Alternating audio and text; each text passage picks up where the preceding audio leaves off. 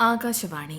പ്രധാനമന്ത്രി നരേന്ദ്രമോദിയുടെ പ്രതിമാസ റേഡിയോ പ്രഭാഷണ പരിപാടിയായ മൻ കി ബാത്തിന്റെ 86-ാം പതിപ്പിനെ ആസ്പദമാക്കി തിരുവനന്തപുരം പ്രാദേശിക വാർത്താ വിഭാഗം തയ്യാറാക്കിയ പ്രത്യേക പരിപാടി.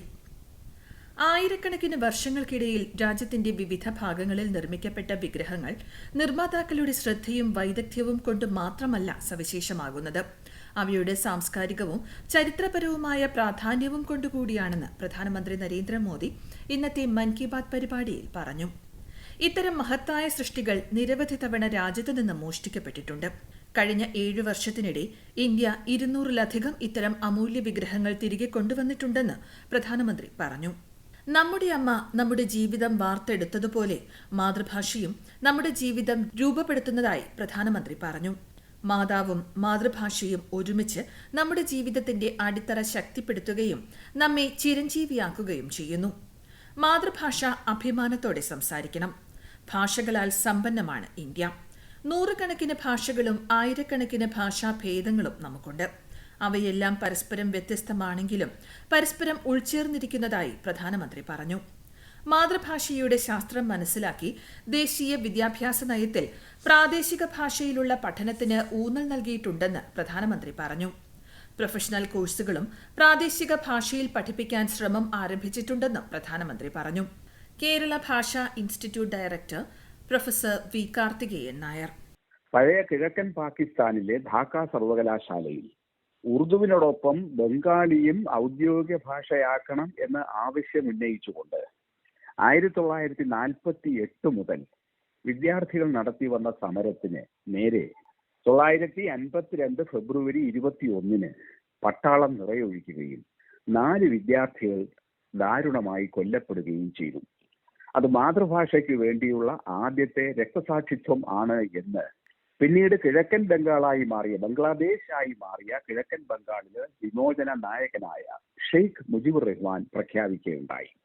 സ്വതന്ത്ര ഭാരതത്തിൽ കേന്ദ്ര സർക്കാരും 1957 നിലവിൽ വന്ന കേരളത്തിലെ സർക്കാരും മാതൃഭാഷയിലൂടെയുള്ള വിദ്യാഭ്യാസത്തിനാണ് മുൻഗണന നൽകിയത്.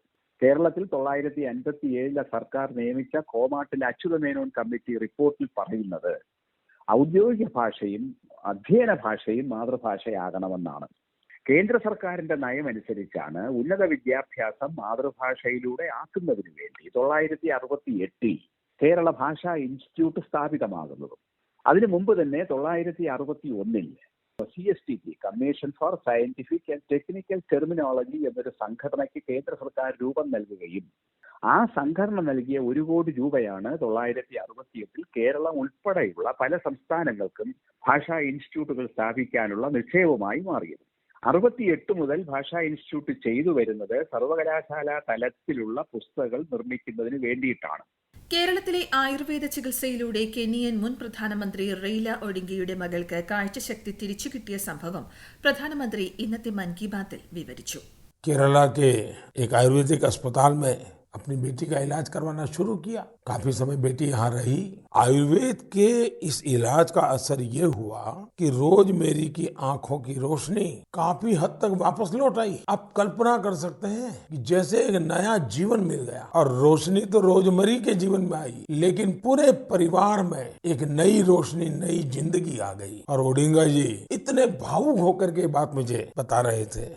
ശ്രീ ഒഡിംഗയുടെ മകൾ റോസ്മേരിക്ക് ബ്രെയിൻ ട്യൂമർ ബാധിതയായതിനെ തുടർന്ന് ശസ്ത്രക്രിയ ചെയ്യേണ്ടി വരികയും പാർശ്വഫലമായി കാഴ്ചശക്തി നഷ്ടപ്പെടുകയും ചെയ്തു. ലോകമെമ്പാടുമുള്ള ആശുപത്രികളിലെ ചികിത്സ ഫലം കാണാതെ വന്ന സന്ദർഭത്തിലാണ് ഇന്ത്യയിലെ ആയുർവേദ ചികിത്സയെക്കുറിച്ച് അറിവ് ലഭിച്ചത്. കേരളത്തിലെ ഒരു ആയുർവേദ ആശുപത്രിയിൽ നടത്തിയ ചികിത്സയിൽ കാഴ്ചശക്തി ഒരു പരിധിവരെ തിരിച്ചു ലഭിക്കുകയും ചെയ്തു. ശ്രീ ഒഡിംഗ മാത്രമല്ല, ലോകമെമ്പാടുമുള്ള ദശലക്ഷക്കണക്കിന് ആളുകൾ ആയുർവേദത്തിൽ നിന്ന് സമാനമായ നേട്ടങ്ങൾ കൊയ്തവരാണെന്ന് പറഞ്ഞ പ്രധാനമന്ത്രി ബ്രിട്ടനിലെ ചാൾസ് രാജകുമാരനും ആയുർവേദത്തിന്റെ വലിയ ആരാധകരിൽ ഒരാളാണെന്ന് അറിയിച്ചു. കഴിഞ്ഞ 7 വർഷമായി രാജ്യത്ത് ആയുർവേദത്തിന്റെ പ്രചാരണത്തിന് വളരെയധികം ശ്രദ്ധ ചെലുത്തിയിട്ടുണ്ടെന്നും ആയുഷ് മന്ത്രാലയം രൂപീകരിച്ചതോടെ ആരോഗ്യ ചികിത്സാ മേഖലയിൽ നമ്മുടെ പരമ്പരാഗത ആരോഗ്യ രീതികൾ ജനകീയമാക്കാനുള്ള തീരുമാനം ശക്തമായതായും അദ്ദേഹം പറഞ്ഞു. ജനങ്ങളുടെ കൂട്ടായ പരിശ്രമത്തിലൂടെ മഹത്തരമായ കാര്യങ്ങൾ ചെയ്യാൻ സാധിക്കുമെന്നതിന്റെ തെളിവാണ് സ്വച്ഛ് ഭാരത് അഭിയാൻ എന്ന് പ്രധാനമന്ത്രി നരേന്ദ്രമോദി. രാജ്യത്തിന്റെ വിവിധ ഭാഗങ്ങളിൽ ദൌത്യത്തിന്റെ ഭാഗമായി നടന്ന പ്രവർത്തനങ്ങളെക്കുറിച്ചും ഇന്നത്തെ മൻ കി ബാത്തിൽ സൂചിപ്പിച്ചു. 8 വർഷം മുൻപ് രാജ്യം ആരംഭിച്ച സ്വച്ഛ് ഭാരത് അഭിയാൻ പദ്ധതി കാലക്രമേണ വികസിച്ച് നിരവധി പുതുമകൾ വന്നുചേർന്നതായി പ്രധാനമന്ത്രി പറഞ്ഞു. ഇന്ത്യയിൽ എവിടെ പോയാലും ശുചിത്വത്തിനായി ശ്രമങ്ങൾ നടക്കുന്നുണ്ടെന്ന് കാണാൻ സാധിക്കും. എല്ലാവരുടെയും പരിശ്രമ മനോഭാവം രാജ്യത്തെ പൊതുപങ്കാളിത്തം ശക്തിപ്പെടുത്തുന്നതായും പൊതുജന പങ്കാളിത്തം ഉണ്ടാകുന്നതിലൂടെ ഏറ്റവും വലിയ ലക്ഷ്യങ്ങൾ പൂർത്തീകരിക്കാൻ സാധിക്കുമെന്നും പ്രധാനമന്ത്രി പറഞ്ഞു. രാജ്യത്തെ വനിതകൾ സമസ്ത മേഖലയിലും പുതിയ ഉയരങ്ങൾ കീഴടക്കുകയാണ്. എല്ലാ മേഖലകളിലും മുന്നിലെത്തിയ വനിതകളെ മൻ കി ബാത് പരിപാടിയിലൂടെ പ്രധാനമന്ത്രി അഭിനന്ദിച്ചു. आज चाहे स्किल इंडिया हो, सेल्फ हेल्प ग्रुप हो या छोटे बड़े उद्योग हो, महिलाओं ने हर जगह मोर्चा संभाला हुआ है. आप किसी भी क्षेत्र में देखिए, महिलाएं पुराने मिथकों को तोड़ रही हैं.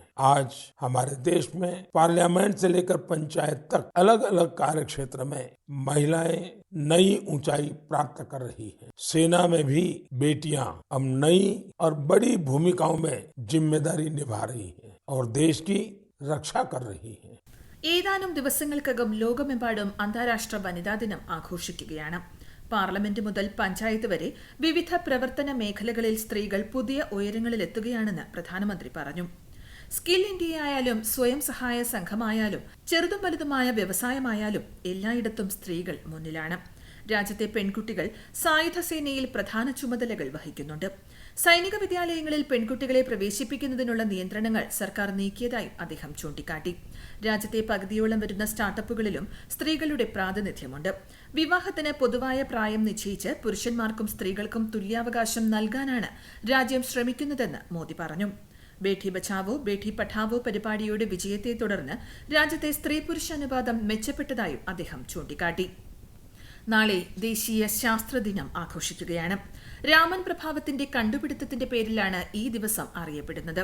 CV രാമനോടൊപ്പം നമ്മുടെ ശാസ്ത്രീയ യാത്രയെ സമ്പന്നമാക്കുന്നതിൽ കാര്യമായ സംഭാവന നൽകിയിട്ടുള്ള എല്ലാ ശാസ്ത്രജ്ഞന്മാർക്കും ശ്രദ്ധാഞ്ജലി അർപ്പിക്കുന്നതായും പ്രധാനമന്ത്രി മൻ കി ബാത്തിൽ പറഞ്ഞു. इस साइंस डे पर मेरा सभी परिवारों से आग्रह है कि वो अपने बच्चों में साइंटिफिक टेम्परामेंट विकसित करने के लिए जरूर छोटे छोटे प्रयासों से शुरू कर सकते हैं. अब जैसे दिखता नहीं है, चश्मा लगाने के बाद साफ दिखने लगता है, तो बच्चों को आसानी से समझाया सकता है कि इसके पीछे विज्ञान क्या है, घर की रोजमर्रा की जिंदगी के पीछे क्या साइंस की वो कौन सी बात है जो ये कर रही है, इसको समझा सकते हैं. വീട്ടിലെ ദൈനംദിന കാര്യങ്ങളിൽ ശാസ്ത്രത്തിനുള്ള പങ്ക് എന്താണെന്ന് കുട്ടികൾക്ക് മനസ്സിലാക്കി കൊടുക്കണമെന്നും കുട്ടികളോടൊത്ത് രാത്രികാലങ്ങളിൽ നക്ഷത്രങ്ങളെക്കുറിച്ച് സംസാരിച്ച് ഭൌതിക ജ്യോതിശാസ്ത്രങ്ങൾ പരിചയപ്പെടുത്തണമെന്നും പ്രധാനമന്ത്രി പറഞ്ഞു. കേന്ദ്ര ബഹിരാകാശ വകുപ്പ് സെക്രട്ടറിയും ISRO ചെയർമാനുമായ doctor S. Somanath. Science and technology നമ്മുടെ ജീവിതത്തിൻ്റെ അവിഭാജ്യ ഘടകമാണ്. അതുകൊണ്ട് രണ്ട് കാര്യങ്ങൾ സംഭവിക്കുന്നുണ്ട്. ഒന്ന്, നമ്മുടെ ജീവിത സൗകര്യങ്ങൾ വളരെ വർദ്ധിക്കുകയും ജീവിത നിലവാരം ഉയരുകയും ചെയ്യുന്നു. നമ്മുടെ ജീവിത പുരോഗതിക്കും നമ്മുടെ ആരോഗ്യത്തിനും നമ്മുടെ അഭിവൃദ്ധിക്കും സയൻസ് ആൻഡ് ടെക്നോളജി ഇല്ലാതെ ഒരിക്കലും ആവില്ല. ഒരു രാഷ്ട്രം ശക്തമായി നിലനിൽക്കാനായിട്ട് നമ്മൾ സാങ്കേതിക മേഖലയുടെയും ശാസ്ത്രമേഖലയുടെയും പ്രവർത്തനങ്ങൾ കുറെ കൂടി ഒരുമിപ്പിക്കേണ്ടതുണ്ട്. പുതുതലമുറയ്ക്ക് ഈ മേഖലയിലേക്ക് വരാനും പ്രത്യേകിച്ചും നമ്മുടെ ഇന്ത്യയെ പോലുള്ള രാജ്യത്ത് സാങ്കേതിക തികവോടുകൂടി പ്രവർത്തിക്കാൻ കഴിയുന്ന ഒരു സംവിധാനമാണ് ഇന്നുള്ളത്. അതിലേക്ക് കൂടുതൽ ചെറുപ്പക്കാരിറങ്ങി വരണം. ശക്തമായൊരു സാങ്കേതിക മേഖല, ശാസ്ത്രമേഖല ഇന്ത്യയിൽ ഉണ്ടാകണം. ഈ ലോകത്തിന്റെ നെറുകയിൽ നിൽക്കാൻ കഴിയുന്ന രാഷ്ട്രമായി മാറണമെങ്കിൽ ഒറ്റ വഴിയേ ഉള്ളൂ, നമ്മൾ സാങ്കേതിക മേഖലയിൽ അങ്ങേയറ്റം ശ്രദ്ധാലുക്കളായിരിക്കണം. നമ്മുടെ കുട്ടികളിൽ ശാസ്ത്രാഭിരുചി വളർത്തിയെടുക്കാൻ പ്രേരിപ്പിക്കുന്ന ശ്രമങ്ങൾ രക്ഷിതാക്കളും അധ്യാപകരും ആരംഭിക്കണമെന്നും അദ്ദേഹം പറഞ്ഞു. വരും ദിവസങ്ങളിൽ ശിവരാത്രി, ഹോളി ആഘോഷങ്ങൾ വന്നെത്തും. ഇന്ത്യയാകുന്ന വലിയ കുടുംബത്തിലെ ഓരോ അംഗങ്ങളുടെയും ബന്ധം ഈ ആഘോഷങ്ങൾ ദൃഢമാക്കട്ടെയെന്നും ഉത്സവങ്ങളിൽ പ്രാദേശിക ഉൽപ്പന്നങ്ങൾ വാങ്ങി വോക്കൽ ഫോർ ലോക്കൽ എന്ന ആശയത്തിന് പ്രാധാന്യം നൽകണമെന്നാവശ്യപ്പെട്ടുകൊണ്ടാണ് പ്രധാനമന്ത്രി മൻ കി ബാത് പരിപാടി അവസാനിപ്പിച്ചത്. നിങ്ങൾ കേട്ടത് പ്രധാനമന്ത്രി നരേന്ദ്രമോദിയുടെ പ്രതിമാസ റേഡിയോ പ്രഭാഷണ പരിപാടിയായ മൻ കി ബാത്തിന്റെ 86-ാം പതിപ്പിനെ ആസ്പദമാക്കി തിരുവനന്തപുരം പ്രാദേശിക വാർത്താ വിഭാഗം തയ്യാറാക്കിയ പ്രത്യേക പരിപാടി. സംവിധാനം പാർവതി വി. തയ്യാറാക്കി അവതരിപ്പിക്കുന്നത് ലക്ഷ്മി ശ്രീ വിജയ.